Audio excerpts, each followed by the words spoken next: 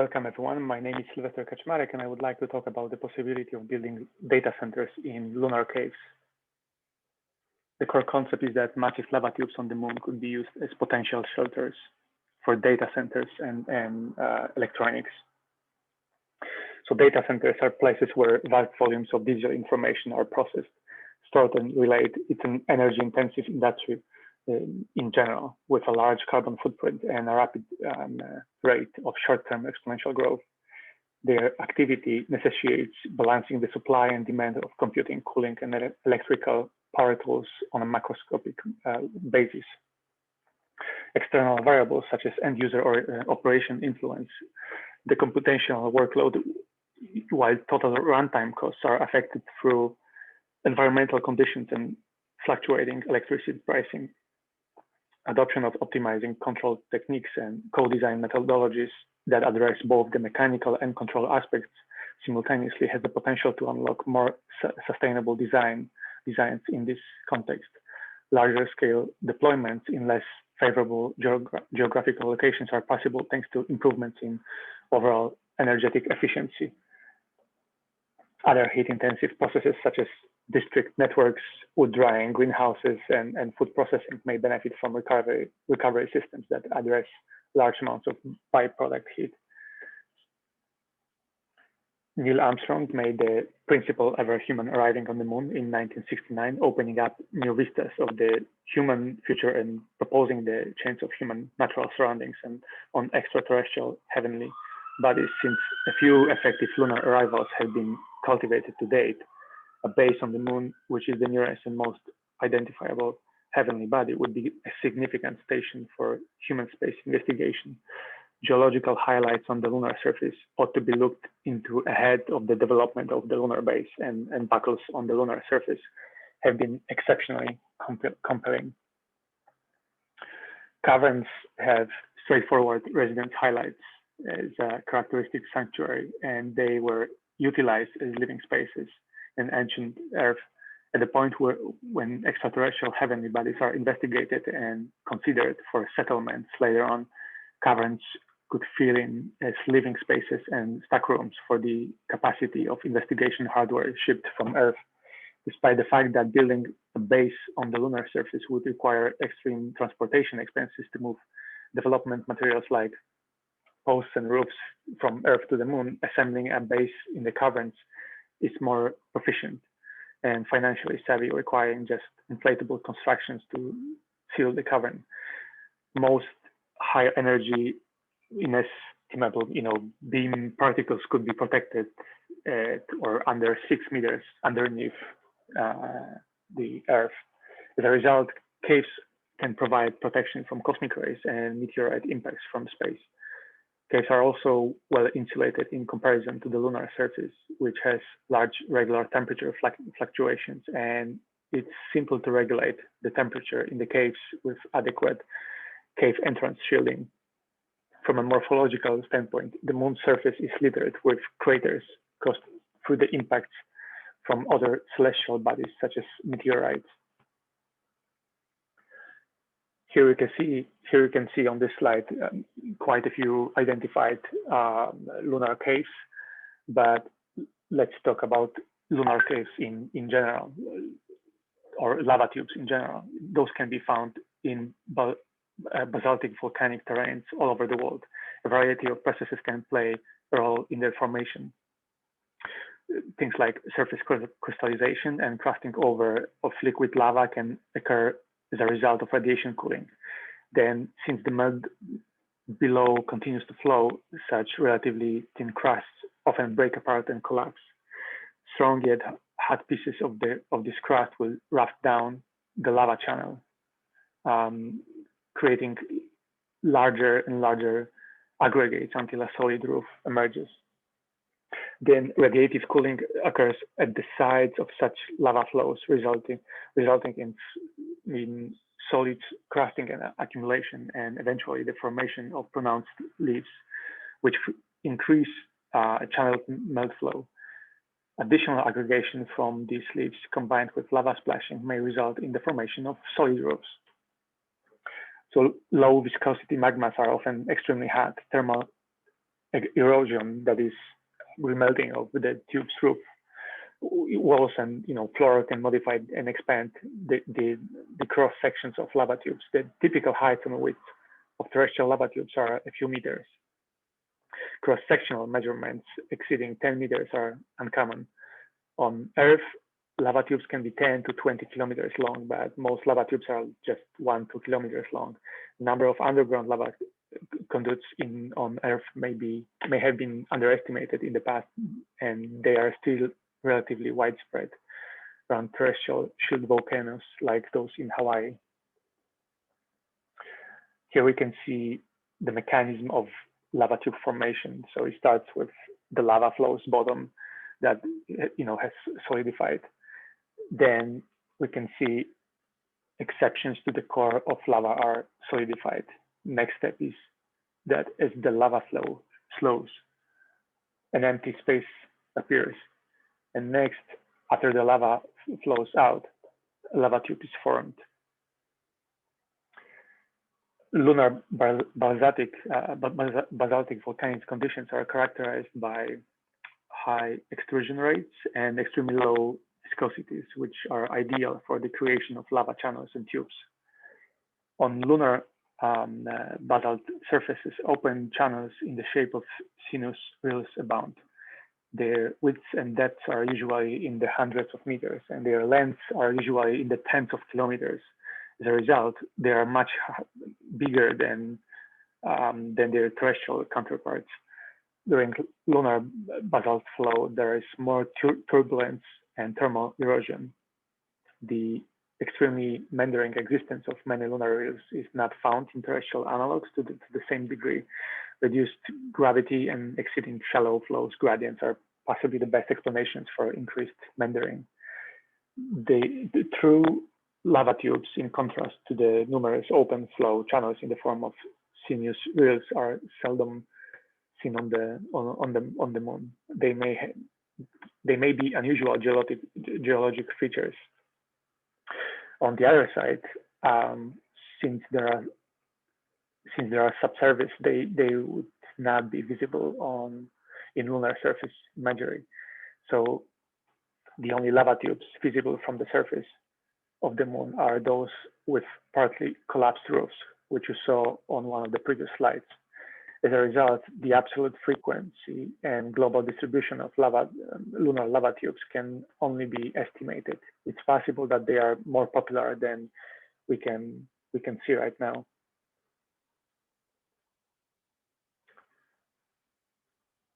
Photo on this slide here represents a lava tube with sections of roof collapsed. The tube's crest is formed through a moderate topographic ridge. This ridge system scaled in sections must be the elongated depressions in comparison to the random distribution of circular impact features dotting the surroundings. These depressions are distinguished through their elongated plane with view and lack of any raised rims. And this finding in particular supports the hypothesis that the complete linear function is a partially collapsed lava tube. The lava tube is about 40 kilometers long and up to 500 meters high. It's worth noting that some parts of the roof are still intact and that the tube continues underground to the south. Even keep in mind that the slopes leading into the rill can vary in steepness. The flatter ones may be easier to negotiate.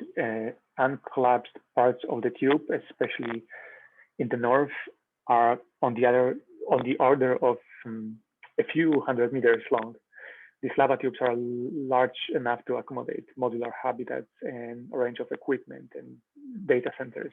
It's worth noting that this lava tube is just a few kilometers from a highland contact. It's not possible that a single lava tube might provide access to a variety of raw materials. In this photo, we can see the element described as a partially collapsed lava tube. This tube appears to have an oddly straight shape. The open rill is about 200 meters wide and the uncollapsed roof segments are several hundred meters long. Note the scale of the impact craters on the seemingly unarmed roof blocks, a lunar lava rail with hundreds of meters of uncollapsed roof pieces.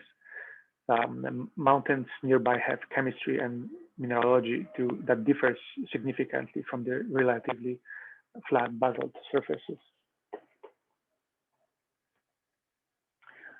Let's talk about the radiation safety assessment of lunar lava tubes. So, an investigation of the radiation assurance issues related to lunar magma tubes as potential territories was led.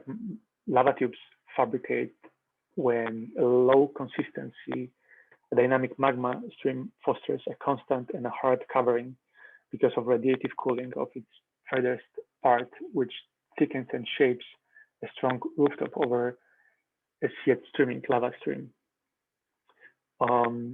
The off chance that the low lava flow conditions were ideal toward the finish of the expulsion cycle, as far as thickness, temperature, supply rate, and speed, and unfilled stream channel liberated from liquid magma is left under the surface as a generally round and hollow formed passage. So lava tubes are originally found on Earth in basaltic volcanic territories like those found in Hawaii, Oregon, and Washington, with normal lengths of 1 to 2 kilometers and cross-sectional boundaries of a couple of meters. Lava channels and cylinders are at any rate a significant degree bigger in each scale measurement under lunar conditions, lower gravity field, non-appearance of climate. For example, many meters wide by many meters are more profound and tens of kilometers long. For quite a while, it has been proposed that these normal holes on the moon might be an ideal area for a monitored lunar base, as they give assurance from different regular dangers like astronomical beams radiation, shooting stars, micrometeorites effects, and affect whole ejecta just as normal environment disinfection with an almost fixed volume of -20 Celsius degree. The extent of this investigation is restricted to radiation-related properties. So the point is to decide the radiation climate in the lunar lava tubes, just as the genuine radiation assurance highlights. Natural caverns in the form of lava tubes exist on the moon, and they could provide long-term protection for human habitats and industrial operations. As we said before, large lava tube caverns appear to exist on the moon and may provide considerable security and cost benefit for lunar bases and electronics. The lava tube roof, which is made up of over 40 meters of basalt and regolith, will protect both the buildings and the activities. In long gravity conditions, large lava tubes may be stable. So electronic components, robots, and human explorers are all needed to create a lunar colony, and all are threatened through solar radiation, galactic cosmic rays, rapidly falling micrometeorites, and the intense temperature variations encountered on the moon's surface. Not only could lava tubes provide safe haven for astronauts, but they could also provide defense and a security environment for electronic devices, data storage, computation, and cybersecurity solutions. Lunar data centers may offer extremely safe off-site data storage, as well as networkless data retrieval alternatives to the internet. Data that has been stored and computed can be recovered using a system of lunar orbiting communication satellites that can provide the necessary communications over the moon's surface. Most notably, there are a variety of near future use cases in which a large amount of data is produced in space, transmitted back to Earth in one part of the world, and compute operations are performed on that data to process it and convert into actionable data before being transmitted to another part of the world to be acted upon. The data flow could be significantly sped up with space-based processing. The decision time would be reduced by fractions of a second, if not seconds, if such computer operations are performed in lunar lava tubes. The thick roofs provide protection from cosmic radiation and meteorites, as well as thermally regulated atmosphere, similar to that found in terrestrial caves. Major cities such as underground towns with streets can be found in the lunar lava tubes. Some parts of the moon's south pole are illuminated close to our north pole in the summer with fewer temperature variations, allowing solar panels to absorb enough sunlight to power a potential lunar colony. So the establishment of a lunar base, as well as its architectural configuration, various functions, and ultimate location will be the product of a compromise between multiple scientific, technological, and economic considerations. And all these factors can make it possible to fit a lunar base within a lava tube.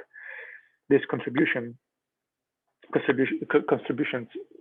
sole aim is to remind everyone that natural caverns still exist on the moon. They provide a natural environment that is safe from meteorite effects, provides radiation protection, and maintains a steady, relatively mild temperature. The widespread use of lightweight buildings materials, as well as great versatility in the section of such materials, results in intense operational capabilities in such a natural environment.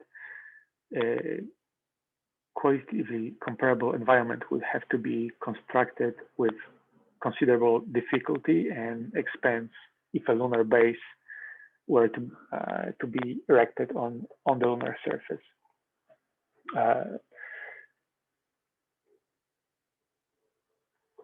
So as a recap, the moon is far away from the Earth. Retrieving stored data will not be an issue in this state with the aid of satellites, as we communicate through satellites with routers that respond to the signals. As a result, data centers on the moon would be possible to build and may also be accessed remotely. The following are some of the benefits of constructing data centers on the moon, and specifically in lunar caves. Forest and other resources on the planet will be preserved. The heat emitted by the servers would be cooled by the moon's temperature, leaving the planet free of heat and pollution. Data security at the highest level, efficiency, and if there is a problem on Earth, there will be a backup system on the moon, which means there will be no risk of losing important data. And with that, thank you very much for your time.